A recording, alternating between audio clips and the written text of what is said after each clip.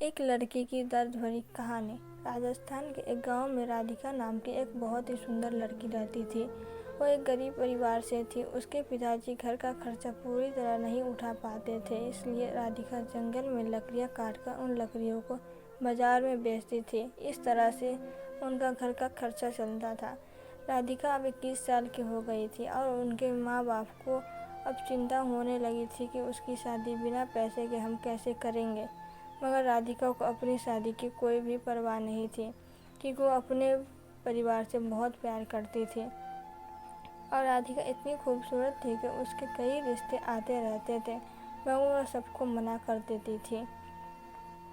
पर किशन नाम का एक लड़का राधिका से बेहद प्यार करता था और राधिका के मना करने के बावजूद वो रोज़ बाजार में राधिका की लकड़ियाँ बिकवाने पहुंच जाता था।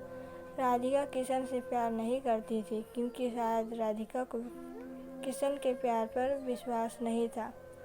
किशन भी एक गरीब परिवार का ही लड़का था। उसके पिताजी बाजार में सब्जी की रेहड़ी लगाते थे, लेकिन शायद नहीं, किशन के पिताजी को मालूम था कि वो राधिका से बेहद प्यार करता है, क्योंकि उनका लड़का किशन अपने पिताजी को ये कहकर राधिका की लकड़ियाँ बिकवाने चला जाता था कि पिताजी, राधिका का परिवार हमसे भी ज़्यादा गरीब है, इसलिए मैं उसकी लकड़ियाँ बिकवाने जाता हूँ।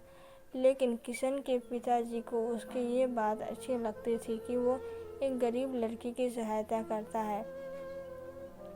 लेकिन राधिका को किशन के साथ लकड़ियाँ बिकवाना बिल्कुल अच्छा नहीं लगता था। और एक दिन राधिका ने किशन के पिताजी से उसकी शिकायत ही कर दी और उसके पिताजी से ये कहा कि किशन उसके ज़बरदस्ती चेप होता है और इसे ये कह दीजिएगा कि आज के बाद मेरी लकड़ियाँ बिकवाने मेरे साथ न आए और मुझे उसकी सहायता की बिल्कुल भी ज़रूरत नहीं है।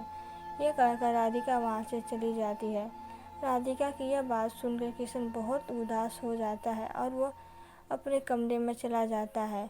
अगले दिन जब राधिका बाजार में लकड़ियाँ बेचवाने गई तो किशन उसके पास लकड़ियाँ बिकवाने नहीं आया गया और उस दिन राधिका की लकड़ियाँ बहुत कम बिकी थी और बहुत सारी लकड़ियाँ बच गई थी। अब राधिका को बहुत देर हो गई थी, मगर उसकी लकड़ियाँ नहीं बिक रही थी।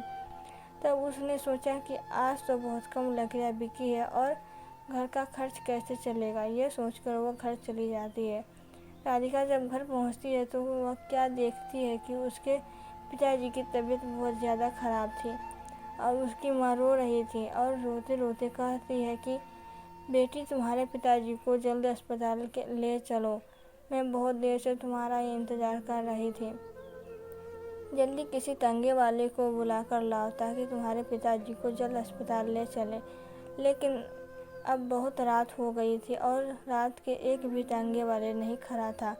राधिका अब बहुत परेशान हो गई, मगर उसे कोई भी रास्ता नहीं दिख रहा था। तभी उसे किशन की याद आई और वो दौड़ी दौड़ी किशन के घर पहुंची। फिर वो ज़ोर ज़ोर से उसके घर का दरवाज़ा बजाने लगी। गांव की एक लड़की। तब एक किशन घर का दरवाज़ा खोलता है तो किशन राधिका को अचानक इतनी रात को देखकर चौंक जाता है और राधिका से पूछता है कि क्या हुआ, इतनी रात को तुम यहाँ कैसे, घर पर सब ठीक है ना। तभी राधिका कहती है कि किशन, मेरे पिताजी की तबीयत बहुत ख़राब है और उन्हें अस्पताल लेकर जाना है, मगर बाज़ार में एक भी तांगे वाले नहीं है, तुम ही मेरी सहायता कर सकते हो। तभी किशन चुपचाप अपने पिताजी की सब्जी की रेहड़ी निकाल लेता है। रेहड़ी निकालने के साथ अपने एक दोस्त को भी राधिका के पिताजी की सहायता के लिए बुला लेता है और जल्द से राधिका के पिताजी को किशन और उसका दोस्त रेहड़ी पर लिटाकर जल्द से अस्पताल ले जाते हैं और अस्पताल में जाकर जल्द से उनका इलाज करवाते हैं। 1-2 घंटे में राधिका के पिताजी का इलाज हो गया और डॉक्टर ने कहा कि अब ये ठीक है, मैं बस कुछ दवाइयाँ मैंने लिख दी है, बगल के कमरे में से ले लेना और ये दवाइयाँ अब इन्हें जीवन भर खानी होगी। तभी किशन कहता है कि राधिका, तुम पिताजी से मिलो, मैं दवाई लेकर आता हूँ। राधिका अपने पिताजी से मिलने उनके कमरे में जाती है और तब उसके पिताजी बिल्कुल ठीक हो गए थे। तब वो राधिका से कहते हैं कि बेटी, तुम किशन से कितना चिढ़ती हो, फिर भी वो हमेशा तुम्हारी सहायता करता रहता है। तभी किशन का दोस्त भी बोलता है कि राधिका, किशन ही हम सबको ये कहता है कि तुम सब राधिका से ही लकड़ियाँ खरीद कर ताकि तुम्हारी सहायता हो सके। और राधिका, मैं तुम्हारे ये भी बताना चाहता हूँ कि किशन बहुत ही अच्छा लड़का है और वो तुम हो कि किशन उसकी बेइज्जती करती। तब राधिका को विश्वास हो जाता है कि किशन बहुत ही अच्छा लड़का है।